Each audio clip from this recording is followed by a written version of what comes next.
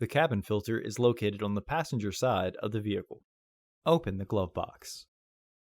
Remove the dampener cord from the glove box. Push in on both sides of the glove box to release the stops. Unclip both sides of the housing cover to remove it.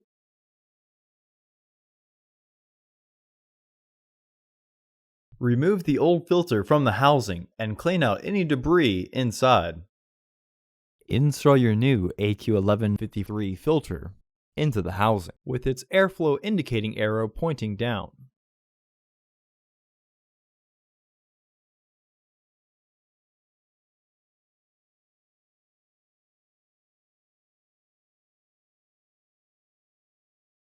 Reinstall the filter housing door.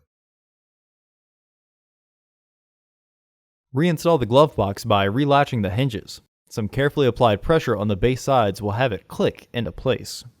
Partially close the glove box so that the stops re-engage.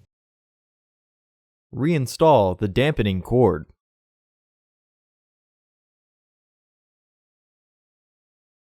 Close the glove box.